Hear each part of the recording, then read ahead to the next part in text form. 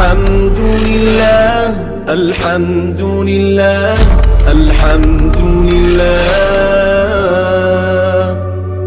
الحمد لله الحمد لله الحمد لله الحمد لله۔ بسم اللہ الرحمن الرحیم۔ نور العزا کا دوسرا باب ہے بقیہ کتاب الطہارہ، سبق نمبر 7 میں خوش آمدید۔ آج کے سبق کے اندر ہم وضو توڑنے والے کاموں کے بارے میں پڑھیں گے، یعنی وہ کون سے کام ہیں جن سے وضو ٹوٹ جاتا ہے۔ ينقض الوضوء 12 شيئا ما خرج من السبيلين الا ريح القبول في الاصح وينقضه ولادة من غير رؤية دم ونجاسة سائلة من غيرهما كدم وقيح وقي طعام او ماء او علق او مرة اذا ملأ الفم وهو ما لا ينطبق عليه الفم الا بتكلف على الاصح ويجمع متفرق القي اذا اتحد سببه ودم غلب على البزاق او ساواه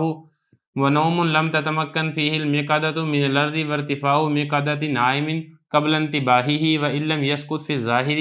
وإغماء وجنون وسكر وقهقهة بالغ يقظان في صلاة ذات ركوع وسجود ولو تعمد الخروج بها من الصلاة ومس فرج بذكر منتصب بلا حائل۔ ترجمہ دیکھ لیں۔ وضو کو 12 چیزیں توڑ دیتی ہیں، وہ جو سبیلین سے نکلے مگر قبل کی ہوا کے، صحیح قول کے مطابق، اور توڑ دیتی ہے بچے کی ولادت بغیر خون کو دیکھے ہوئے، اور بہنے والی نجاست ان دونوں کے علاوہ سے، جیسا کہ خون ہے یا پیپ ہے، اور کھانے کی قے ہو یا پانی کی قے ہو، یا خون کے لوتھڑوں کی قے ہو، یا پھر زردی کی قے ہو، جبکہ وہ منہ بھر کر آئے، اور یہ وہ ہوتی ہے کہ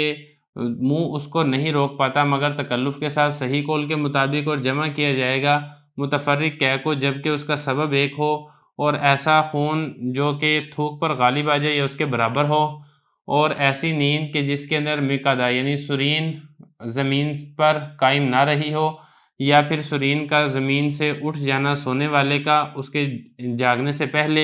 اگرچہ وہ گرا نہ ہو صحیح ظاہر قول کے مطابق، اور اسی طریقے سے غشی کا لاحق ہونا، پاگل پن کا لاحق ہونا، نشے کا لاحق ہونا، اور کہکہا لگانا بالغ آدمی کا جو کہ جاگ رہا ہو رکوع سجدے والی نماز میں، اگرچہ اس نے نکلنے کا ارادہ کیا ہو نماز سے،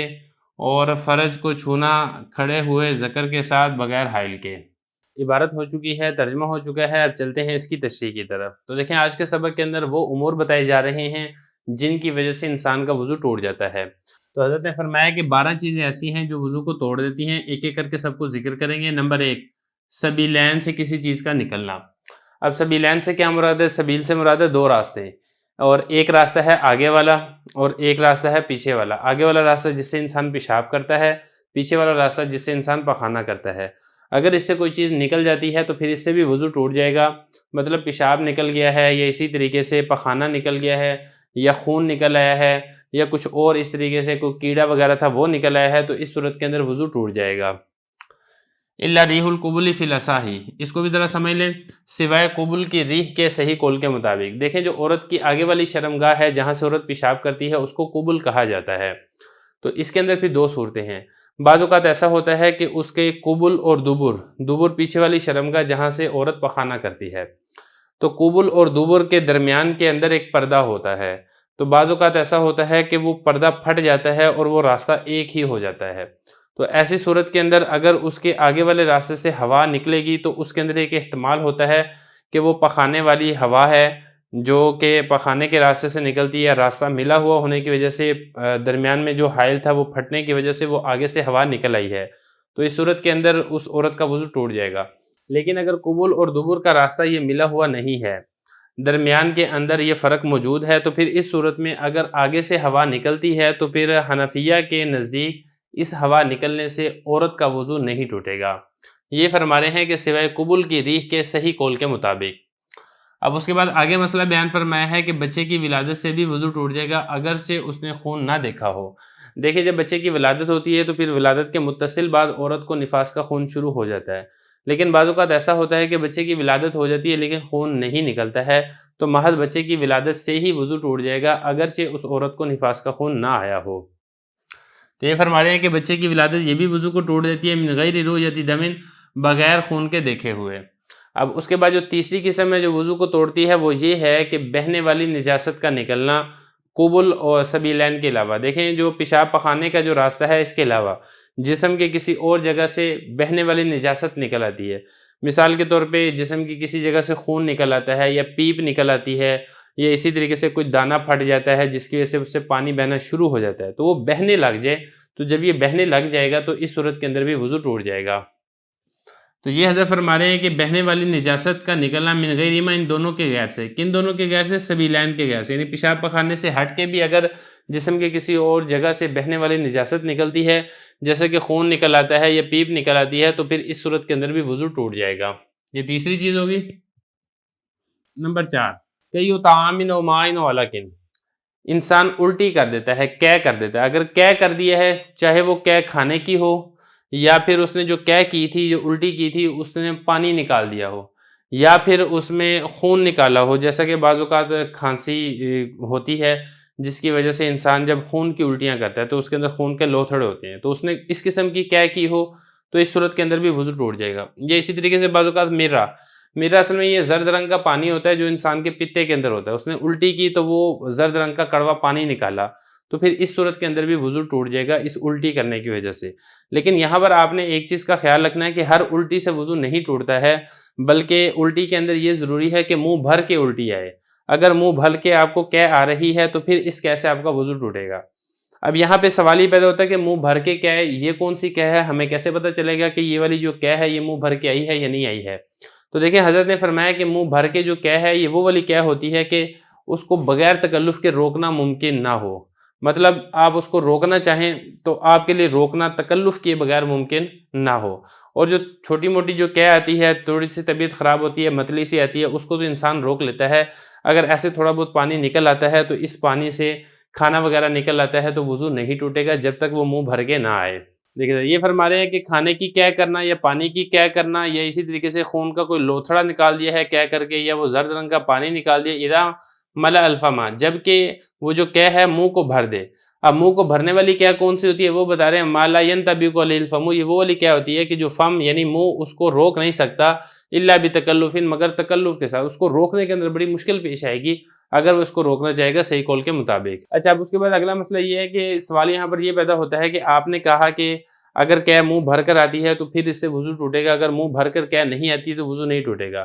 تو بعض اوقات ایسا ہوتا ہے کہ انسان کی طبیعت خراب ہوتی ہے، اس کو تھوڑی سی قے آتی ہے، پھر اس کو تھوڑی سی قے آتی ہے، پھر اس کو تھوڑی سی قے آتی ہے، تو اس اعتبار سے اگر وہ ساری قے کو شمار کیا جائے، مطلب اس کو 4 مرتبہ تھوڑی تھوڑی قے آئی ہے، وہ چاروں مرتبہ جو قے ہے وہ منہ بھر کے نہیں ہے، لیکن ان چاروں کو اگر جمع کیا جائے، اس کی اگر ایک قے بنائی جائے تو پھر تو وہ منہ بھر کے شمار ہوگی، تو آیا اس قے سے وضو ٹوٹے گا یا نہیں ٹوٹے گا؟ تو حضرت اس فرما رہے ہیں کہ دیکھیں اس کا سبب دیکھا جائے گا، یہ جو قے آنے کا سبب ہے اس کا سبب کیا ہے۔ بعض اوقات انسان کوئی ایسی چیز کھا لیتا ہے جس کی وجہ سے اس کی طبیعت خراب ہونے لگ جاتی ہے اور اس کو اس چیز کھانے کی وجہ سے قے آنا شروع ہو جاتی ہے، اور بعض اوقات ایسا ہوتا ہے کہ انسان سفر کرنے لگتا ہے تو سفر کرنے کی وجہ سے اس کو قے آنا شروع ہو جاتی ہے، یا اسی طریقے سے بعض اوقات انسان کوئی ایسی چیز دیکھ لیتا ہے جس کی وجہ سے اس کو قے آنا شروع ہو جاتی ہے۔ تو اگر تو سبب متحد ہو، مثال کے طور پہ اس نے کوئی کھانا ایسا کھا لیا تھا جس کی وجہ سے اس کھانے کے اس کو ایک مرتبہ قے آئی، دوسری مرتبہ، تیسری مرتبہ قے آئی، اور وہ جو 3-4 مرتبہ قے آئی ہے وہ صرف کھانے کی وجہ سے ہی آئی ہے، اور ان تینوں چاروں کو اگر جمع کیا جائے گا تو منہ بھر کے شمار ہو جاتی ہے، تو پھر اس صورت میں اس سے بھی وضو ٹوٹ جائے گا۔ اور اگر جو قے کا سبب ہے وہ مختلف ہے، مثال کے طور پہ اس نے کھانا کھایا تھا، اس کو تھوڑی سی قے آ گئی، پھر وہ سفر پر چل پڑا اور سفر کی وجہ سے اس کی طبیعت خراب ہوئی، اس کو قے آ گئی، پھر اس نے کوئی ایسی چیز دیکھ لی، اس چیز کو دیکھنے کی وجہ سے اس کی طبیعت میں گھبراہٹ پیدا ہوئی اور اس کو قے آ گئی۔ اب یہاں پہ دیکھیں سبب مختلف ہے، تو جب سبب مختلف ہے، جو تینوں قے ہیں، یہ 4 مرتبہ قے آئی ہے، یہ ساری الگ الگ شمار ہوگی، اور اگر یہ ساری ان سب کو ملا کر ایک قے نہیں بنایا جائے گا اور اس کے وضو کے ٹوٹنے کا حکم نہیں لگایا جائے گا۔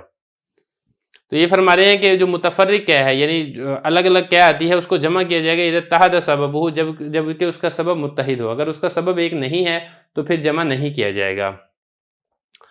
اور اس کے بعد اگلا مسئلہ یہ بیان فرمایا کہ بعض اوقات انسان کے منہ میں خون آنا شروع ہو جاتا ہے، تو پھر اس صورت میں کیا حکم ہے؟ تو اس صورت میں حضرت یہ فرما رہے ہیں کہ جو اس کا تھوک ہے، وہ جو خون ہے اس کے تھوک پر غالب آ جائے، مثال کے طور پہ اگر وہ تھوکتا ہے تو اس کا جو تھوک ہے وہ سرخ رنگ کا آ رہا ہے، تو مطلب یہ کہ خون تھوک پر غالب ہے، تو پھر اس صورت میں وضو ٹوٹے گا، یا کم از کم یہ ہے کہ تھوک اور جو خون ہے وہ دونوں برابر درجے کے ہوں، اور اگر تھوک غالب ہے، خون مغلوب ہے، جیسا کہ ہوتا ہے نا کہ جب خون آتا ہے منہ میں تو ہلکا ہلکا جو تھوک ہے وہ زرد ہونا شروع ہو جاتا ہے. تو اگر ہلکی ہلکی زردی ہے، دونوں برابر نہیں ہے، تو ایسی صورت میں وضو نہیں ٹوٹے گا.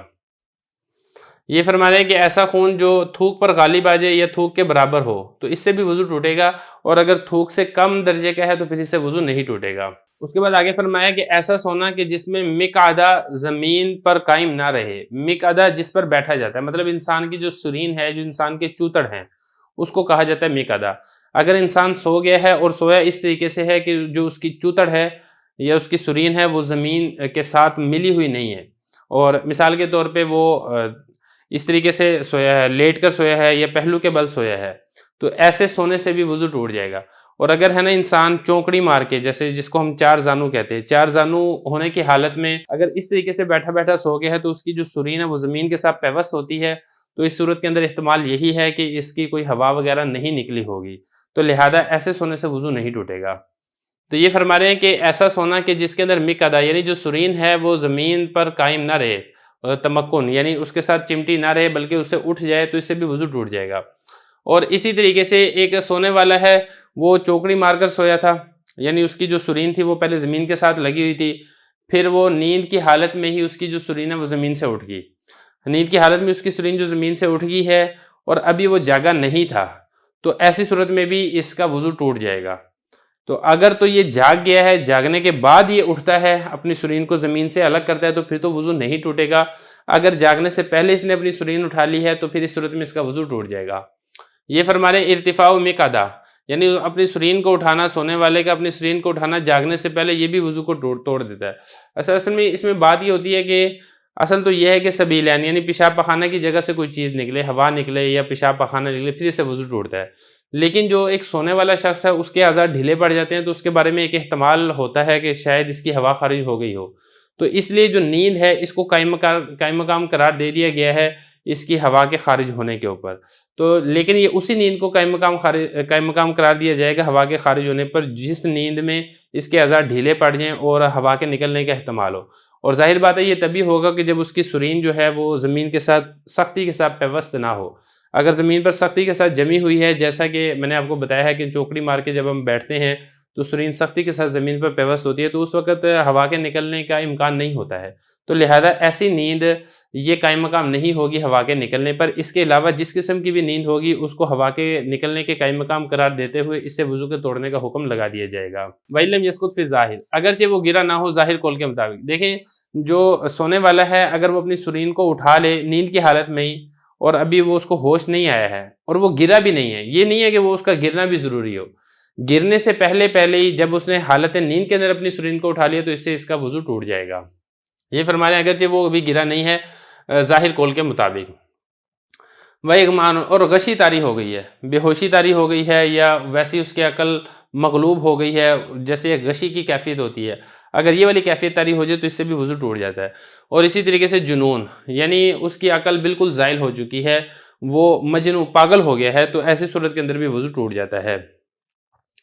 یا اسی طریقے سے نشہ چڑھ گیا ہے. اب نشہ یہ والی حالت کیا ہوتی ہے؟ دیکھیں جو نشے کی کیفیت ہوتی ہے اس میں انسان زمین آسمان کا فرق نہیں کر سکتا، مرد اور عورت کے درمیان فرق نہیں کر سکتا کہ یہ مرد ہے یہ عورت ہے، تو اس قسم کی جو حالت ہوتی ہے اس سے بھی وضو ٹوٹ جاتا ہے. یہ اسی طریقے سے جو بالغ آدمی ہے وہ رکوع سجدے والی نماز کے اندر جاگنے کی حالت میں اگر کہا لگا کے ہنستا ہے تو پھر اس سے بھی وضو ٹوٹ جائے گا.